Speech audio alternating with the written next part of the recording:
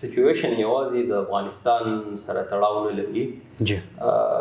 پر افغانستان کې په اگست نه پس د کال 2021 نه پس یو نوی ګورنمنټ یا د ګورنمنټ ټاپل کېدل او د طالبانو واک په ترلاسه کېدو وروستو په دې غونډه خطه کې تر وړاندې نه چې کوم مسلې روانې وې هغه مسلې نورې انټنسفای کېدلې.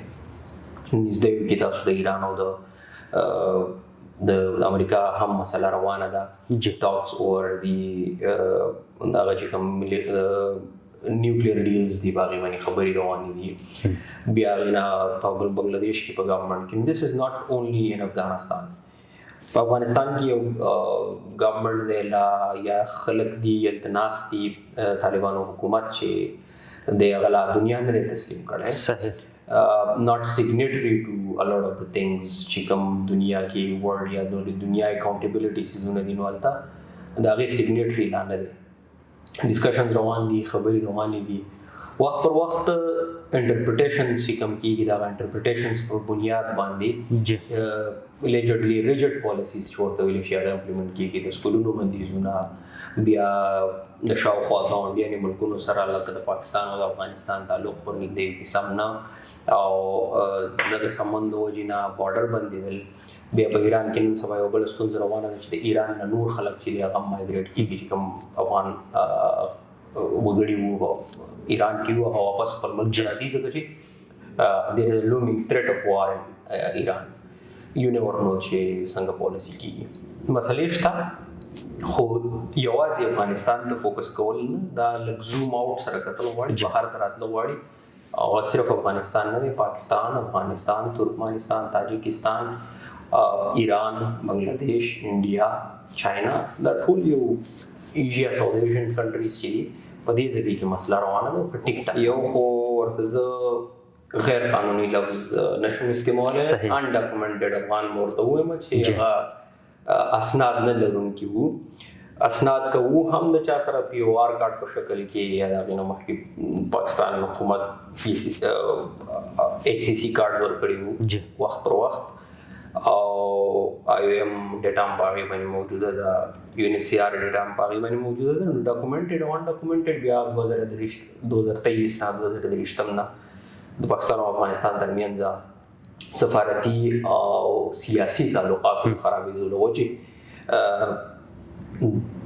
افغان مهاجرین هغه چې په پاکستان کې میشتو هغه یو سیاسي ټول په طور استعمال کړل شو، یو پولیټیکل ټول پرې جوړ کړل شو. دغه پالیټکس ښکار شو د پاکستان او افغانستان د حکومتونو، یا په پاکستان کې د حکومت او په افغانستان کې د طالبانو د حکومت لخوا د سیاسي ټول سیاسي الي په طور استعمال شو. او د ایکسپلژن یا ډیپوټیشن ډرایو چې دی هغه د کال 2023 نه سټارټ شو. سم 2 کاله پس چې کله پر افغانستان کې طالبانو واک ترلاسه کړو د هغې نه وروستو، او پر هغې کې بلا خبرې دي، بنیادي خبرې چې هغه دا دی چې کله په پاکستان کې ترهګرۍ چې دی هغه یا د وسلوالو عملیات چې هغه سیوا شول، نو پاکستان حکومت پر خپل ګاونډي هیواد غږ وکړ چې هغه خلک یا الزام یې پرې ولګو چې هغه ځای کې نه اپریټ کېږي او دلته پاکستان کې کاروایي نه کوي، د هغوی خلاف تاسو کاروایي وکړئ. بیا د هغې بلا موضوعات دي، بلا خبرې دي، مخکې یو بل باندې بلیم ګیم وشو. افغانستان حکومت دغه ډینای کوي چې چا ته اجازه نه ورکوئ. افغانستان وایي چې موږ سیګنیټري ټو دوحا اګریمنټ یو چې موږ خپل اګریمنټ نه سره اړونه نه ده کړې، او دا پاکستان داخلي معامله ده چې په دې کې کار وکړي. بنیادي خبره دا ده چې دا یو سیاسي ټول په طور باندې استعمال د سیاسي ټول په طور دا استعمالېږي چې پاکستان، افغانستان خلک او د افغانستان حکومت پر دې خبره کایند اف فورس کوي. صحیح. دلته ستاسو یو لوی پورشن موجود دی، د ولس دلته پاتې کېږي 100 میلیونه او بیا 14 میلیونه یا د هغې نه هم سیوا انډاکومنټډ ډاکومنټډ څه پکې ډیپوټیشن ډرایو شروع شو. د پاکستان حکومت پر دې خبره باندې زور کوو چې د افغانستان حکومت پر دغه باندې هغه کې چې هغه هلته کې چې په پاکستان کې کوم هغه کېږي اټیکس کېږي یا څه کېږي هغه کاونټر کړي.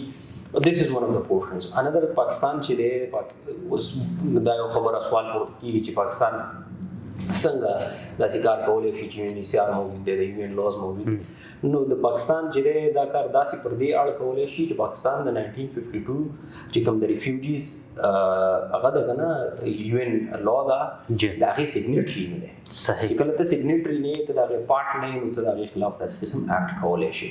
پاکستان قانون د پاکستان په قانون کې د دوی دپاره نیشنلټي اخیستل چې دي هغه پاسبلیټیز نه دي.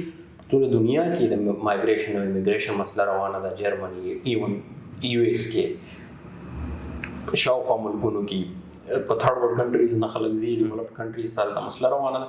هم سیملرلی یا په دغه ترتیب باندې پاکستان چې دغه افغان وګړي چې کوم دلته موجود وو، که ډاکومنټډ وو، که انډاکومنټډ وو، که رجسټرډ وو، که انرجسټرډ وو، څو ورته څه نومونه ورکوي، هغه یې واپس د ستنولو لړۍ پیل کړه. خدای ز پریشر ټولز چې استعمال کړل شو. مسلې شته دلته چې کوم خلک موجود دي، هغوی ته ډېر زیات مسلې دي. دلته چې کوم افغان خلک راغلي دي د سوویت افغان وار نه پس 1970s کې، هغوی څه تقریبا 4.5 ډیکیډ وشو، 4.5 لسیزې وشوې، دغې نه هم زیاتې لسیزې وشوې چې دلته خلک اوسېږي. هغه داسې یو د مواصل مشکله ده. هغوی ته وخت پر وخت ویل شوي وو چې تاسو وځئ، خو بیا به د حکومتونو ترمنځ خبرې وشوې. UN به پکې انوالو شو، UNHCR به انوالو شو، یا داسې نور خلک به پکې انوالو شو.